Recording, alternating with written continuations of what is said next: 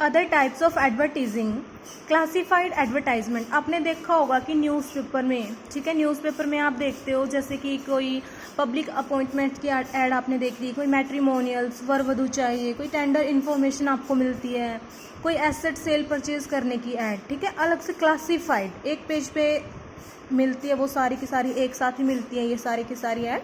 तो वो स्पेशल किसी हेडलाइंस के अंदर होती हैं, उसको हम बोलते हैं classified advertisement. Social advertisement, idea advertising,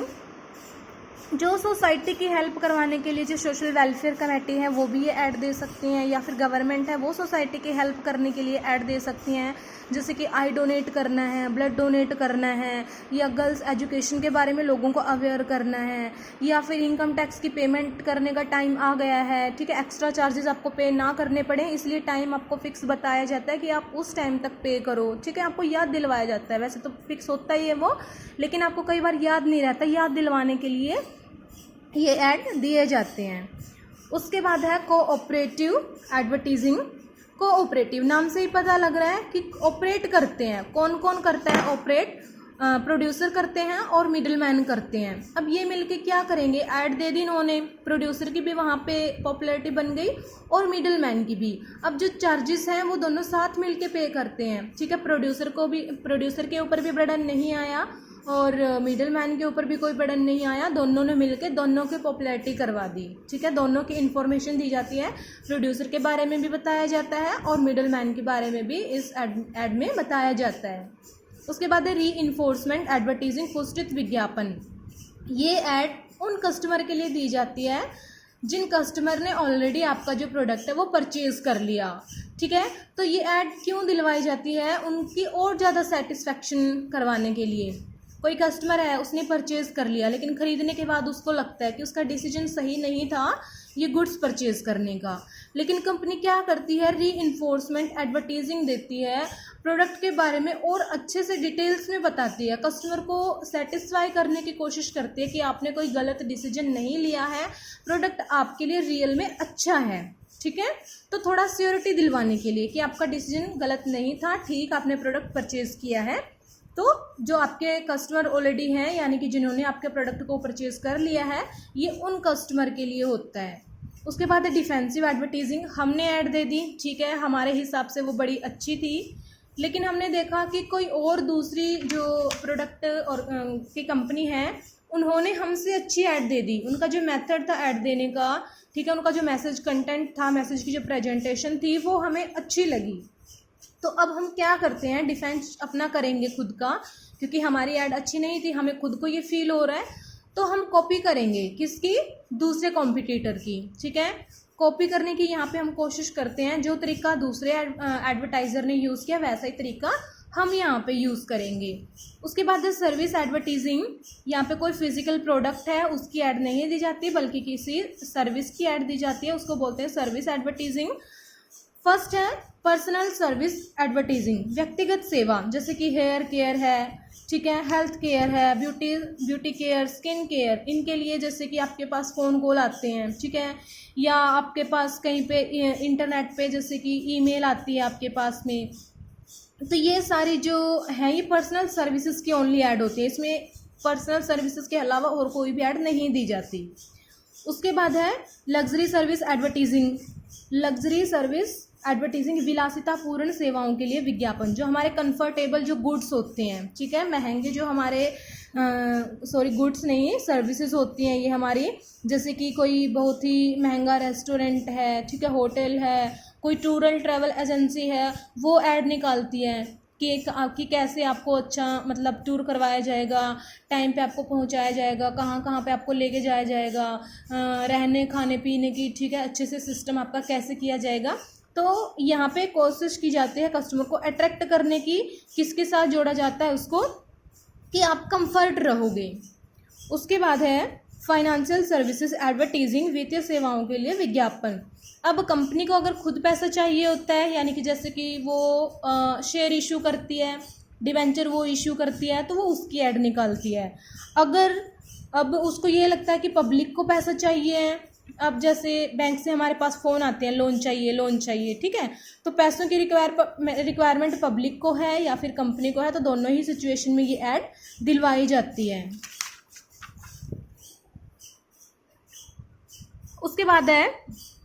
इन फिल्म एडवर्टीजिंग, फीचर फिल्म में दिए गए विज्ञापन। कोई मूवी हम देखते हैं, जो मेन जिसका रोल होता है, लीड रोल जो एक्टर होता है, वो किसी प्रोडक्ट को बार बार यूज़ करता है, ठीक है, सबका फोकस भी उसी पे रहता है, 3-4 घंटे की मूवी होती है, तो बार बार हम उस चीज़ को देखते हैं, वो उसको यूज़ कर रहा है, ठीक है, तो वो प्रोडक्ट हमें भी अच्छा लगने लगता है। अब अगर किसी एक्टर एक्ट्रेस के हम फैन हैं, वो किसी प्रोडक्ट को यूज़ करता है, तो उसकी कॉपी हम भी करने की कोशिश करते हैं, तो वो प्रोडक्ट की जो ऐड है वो खुद ही हो जाती है। बेट एडवर्टीजिंग, प्रलोभन वाले विज्ञापन। यहाँ पे क्या किया जाता है, जैसे कि कस्टमर को कम प्राइस बता के ऐड हमने दे दी, सिर्फ हमने क्या बताया कि प्रोडक्ट है जो इसके प्राइस बहुत कम है, ये नहीं बताया कि उसकी क्वालिटी कैसी है। अब एक्चुअल में जो प्रोडक्ट खरीदने के लिए कस्टमर पहुंचा शॉप पे, तो उसने देखा कि प्राइस तो कम है लेकिन उसकी क्वालिटी बहुत ही ज़्यादा घटिया है, ठीक है, यूज़ करने के वो लायक था ही नहीं। तो अब सेकेंड ऑप्शन कस्टमर को क्या दिया जाता है, शॉप पे तो वो पहुंच चुका है कम प्राइस के लालच में आके, ठीक है, अब उसको दूसरा कोई प्रोडक्ट दिखाया जाता है जिसकी जो रेंज होती है वो नॉर्मल होती है, ठीक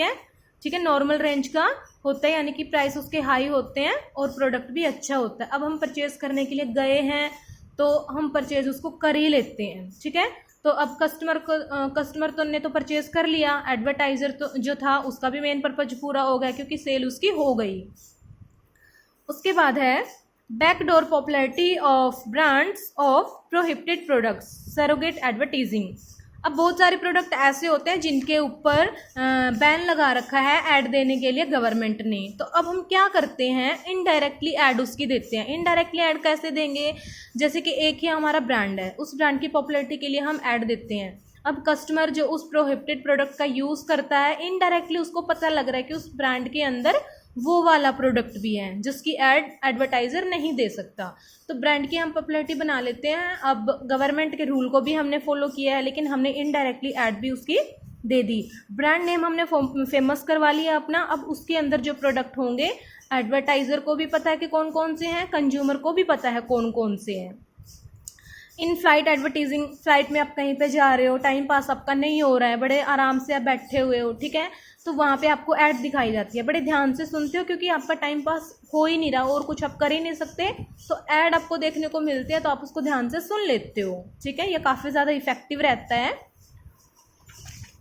उसके बाद है ई एडवर्टीजिंग, ऑनलाइन एडवर्टीजिंग बताने की ज़रूरत नहीं है, इंटरनेट पे आप जहाँ पे भी देखोगे, किसी भी वेबसाइट पे, यूट्यूब पे, ठीक है, कहीं भी आप खोल के देख लेना, आपको कोई ना कोई ऐड देखने के लिए मिल जाएगी।